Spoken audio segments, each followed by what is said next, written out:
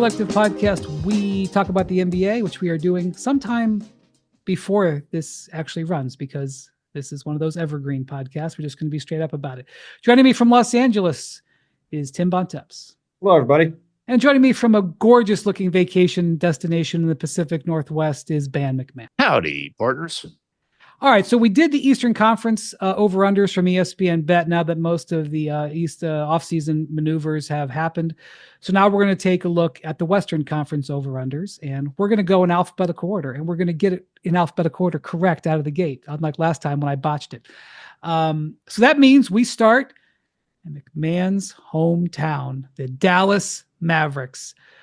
Without Kyrie Irving for some period of time. We're not really sure when, but with Cooper Flagg. So McMahon, the Dallas Mavericks over under in a very competitive Western Conference is 40.5 wins by ESPN Bet. I've been asked so many times this summer, are the Dallas Mavericks contenders? And the over under is sub 500. I mean, I don't know. So, something's not squaring up there, right? I don't think the Dallas Mavericks are contenders this season. I do think they'll be better than a 500 team, though. Obviously, look, their upside is the primary factor there is going to be the return to form of Kyrie Irving, which is a difficult bet to make. Just simply because it's a torn ACL for a smallish guard in his mid-30s. Those typically, it takes an 18-month period for a guy to get back to form. And if Kyrie's not that 25, 5-5 guy, I think the upside of this team is fairly limited. But I do think this is going to be a very good defensive team. And offensively, it's interesting. Like, AD's still a premier superstar type of player. But they're gonna have to kind of bludgeon teams a lot offensively. They're gonna have to beat teams up. They're not a very skilled team without Kyrie. But again, I think they can bully ball their way to more than 40.5 wins. Yeah, I mean, this is a really hard one because they do have a lot of talent, to McMahon's point, but the Kyrie thing is a giant question. When is he going to be able to play? They only really have D'Angelo Russell other than him as a guy you're going to give the ball to and handle the ball at all, which I'll move. Contraire. Cooper Flagg. Go on. Oh, yeah. I mean, I think there's a good chance they're going to probably play Cooper Flagg at the point a lot. Mm-hmm. I think that would be great for Cooper Flagg. I don't think that's going to be great for wins 25-26 season. Anthony Davis is a great player who is hurt a lot and is already having surgeries for things. I'm going to take the under. I just don't. The Mavs have a ton of talent, and if you told me that Kyrie is back and fully ready to go in late March and like down the stretch of the season he's playing and they're all healthy, they could be a beast in the playoffs with the size they have and the physicality they can play with, and they could be just a monster team to have to handle for somebody as a team getting out of the play-in and getting in as a 7 or 8 seed. But from the baseline they're starting at, especially with how hard the West is going to be, it just feels like there's a lot more ways for this to go under this number than there are for the Mavs to end up with, 50 wins and be the team that people have, like you said, we've gotten asked a lot, are the Mavs contenders over the last month? It's like, I think there's a lot more pass to them winning 38 games than there are to them winning 48 to 50 games. This is a tough one to come out of the gate with. I agree. This number is begging you to take the over, right? Mm-hmm. Like they're begging you. They're like saying, take the over, but they're not stupid.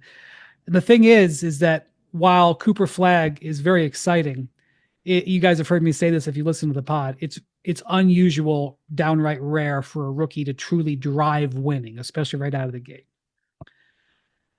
Because they're begging me to take the over so badly, I'm sort of leaning toward the under, even though if you said to me, the Mavericks have a winning roster, I would say yes.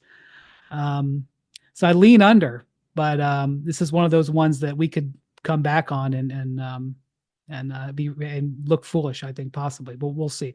All right, Denver Nuggets up next. This is a number that I'm also surprised by in a conference that's that's very competitive. They are 53.5 as their over under.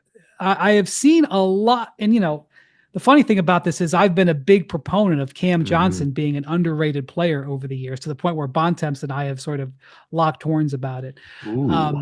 But there's been this belief that the swap out Cam Johnson for Michael Porter was this huge win for Denver. And well, first off, Cam has averaged 56 games for the last 3 seasons. Now, this last year in Brooklyn, there was a lot of nights where it was 50-50 where he was shut down. So I think he played 57 last year. I think he was actually healthier than that.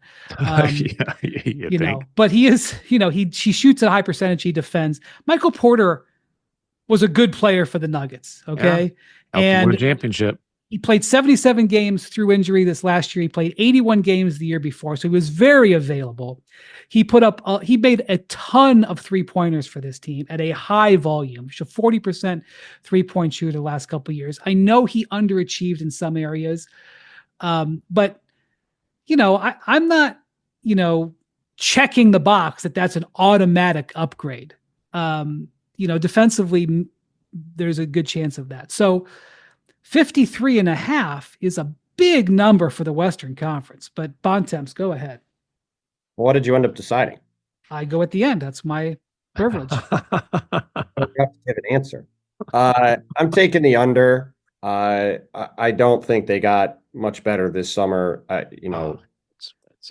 And as man have argued about their bench moves all summer. They won 50 games last year. I don't think they're winning 4 more games in the West. I don't think they're going to be. I certainly think they're going to be bad. But I think they're a low 50 win team. I don't think they're getting over the number. They were 46-24 when Joker played last year. That would be a 54 win pace. I believe that bringing in Jonas Valanciunas is going to allow Joker to play more games. They had to shut him down for 2 or 3 weeks late last season because he was just so beat up. It's like he could have played, but they just had How many cuts did he have on his arm throughout the course of the year? The guy gets cut on his arm like no one I've ever seen. It's crazy. That was the least of his problems. He had the swollen elbow. He had the ankle stuff going on. He was just beat to hell playing the most minutes of his career. And I thought they had a great offseason. Don't tell me what Bruce Brown did the last couple of years. Tell me how he fits with Joker. Fair enough. Tell me how he fits with Denver. I think Hardaway gives him that volume 3-point shooter that they've needed for their bench. I'll take the over here. Well, a big part of this comes down to Jamal Murray's health. If Jamal Murray has a healthy season, they're absolutely a 54, 5, 6 win team. I'm going to take the under. I think they could have won the last 3 titles, maybe not all 3 in a row, but they lost in game 7s. And if they had won the 2 series they lost in game 7s, I can see a pathway where they could have won the title in both of the last 2 years. So I am certainly not putting them down as a team. I think their upside is incredible. I'm just not doing backflips thinking they're dramatically better. So I think they're a 50 win team. I'm not sure they're a 54 win team. All right. Golden State Warriors. Big number, McMahon, in my view. Big number. This one looks like they're begging you to go one way. 46.5 for the Warriors. Again, 22-5. That's what I was going to say.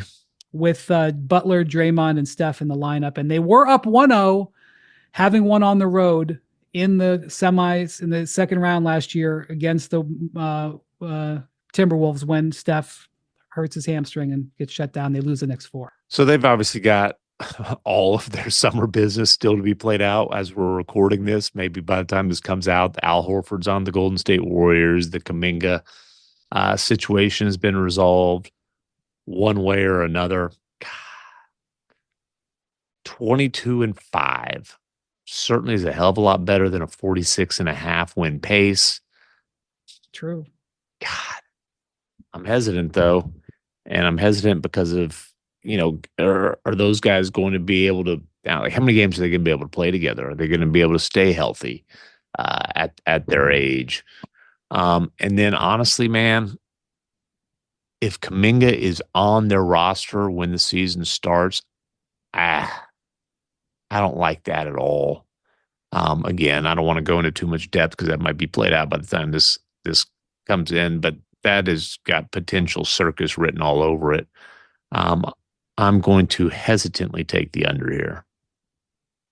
I'm taking the over. They won more games than this last year with Jimmy Butler not really on the team. I do think they're going to eventually have Al Horford on the team. He will be a nice piece for them. They could have a ton of injury issues and go the other way. It's certainly possible.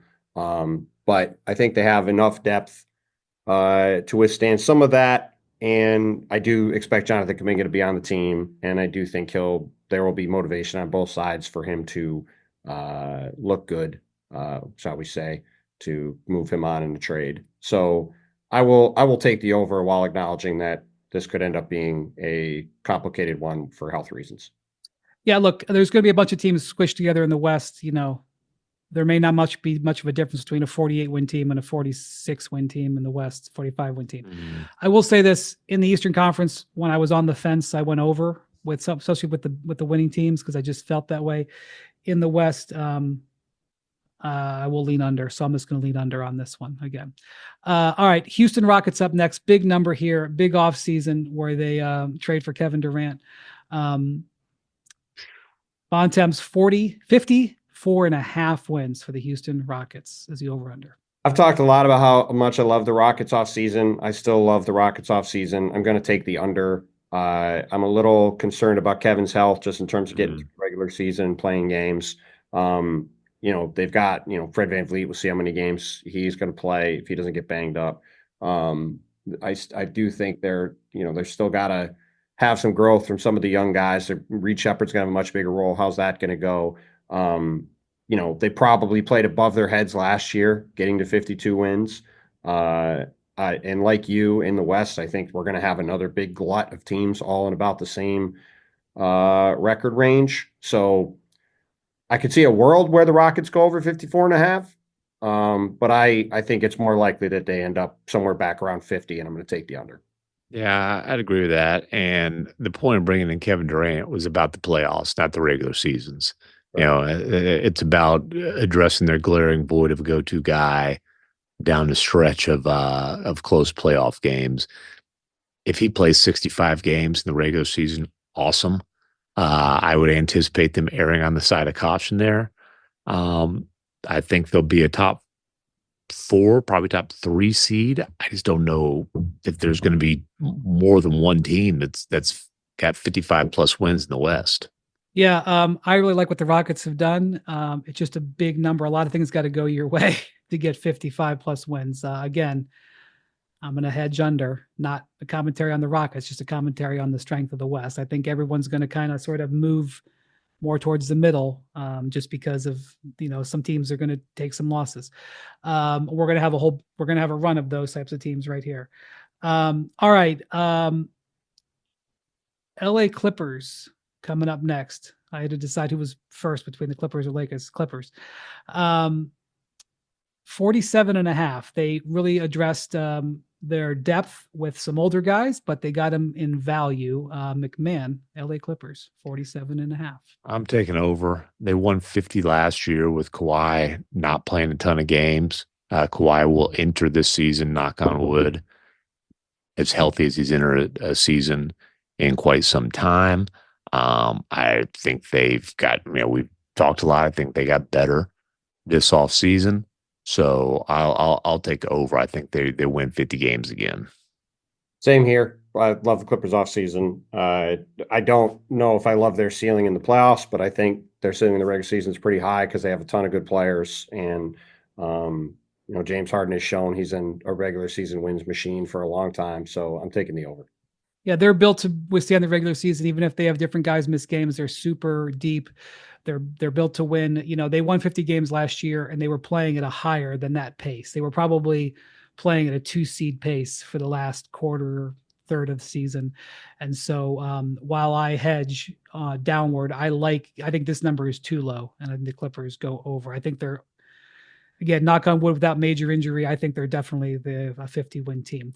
LA Lakers, again, addressed some of their depth to get a new starting center in DeAndre Ayton, get 2 buyout players in Ayton and Marcus Smart. I would love to reassess this Bontemps after I see Luka play in Eurobasket, because I think the key to their season is whether Luka returns to MVP contender form, which we're all hoping / expecting. 48.5. When there's Laker bets, they're always setting them for all the Laker fans who would bet on them. So you have, Laker bets are tough. It's very hard to get value in Laker bets, but 48.5, the over under for the Lakers. This is right around, this is a really good number for me. I think they're going to be a high 40 win team somewhere. I'm going to take the under slightly, just baking in LeBron health, LeBron drama. Let's see what happens with Marcus Smart. We talked about him on the last pod, that we did. Can he get back to the level he was at a couple of years ago? What are they going to get from DeAndre Ayton? There's enough questions to go slightly under, but they're right in the same group as all these teams. I think we're going to be in a similar situation to last year, where there's going to be 7-8 teams all in a band from 52 to 47, 48. And I think the Lakers will be right in that mix with all these other teams. There's enough questions, but I believe the Lakers will have drastically improved play at the center position, which, look, they were starting Jackson Hayes there last year. Yep. And I believe they'll have drastically improved play at the point guard position, because Luka was a shell of himself, and he's got that revenge bod going. And lean Luka is a mambo jumbo to deal with. So I'll take the over here. Yeah, I'm betting on Luka being healthier and being better and more settled. The LeBron thing is a big factor. It's a bit of an X factor. But the one thing I'll say, one thing I'll say about LeBron, he has a history of, which is fulfilling his contracts. And I say he fulfills his contract, and I say they go over, but your points, Bontemps, are reasonable. Memphis Grizzlies, while everybody was taking a step back, I'm sorry, a lot of people taking a step forward in the West, there's an arms race. The Grizzlies take a step backward a little bit. Maybe they would dispute that because maybe they think Kentavious Caldwell-Pope is. No, they wouldn't. Okay. Anyway, they trade Desmond Bane. Their number comes way down, 40.5. I didn't run the number of games Jaws played for the last few years, but it's not a high number. McMahon, 40.5, Memphis Grizzlies. Medical update. God. There's, look, man, Edie's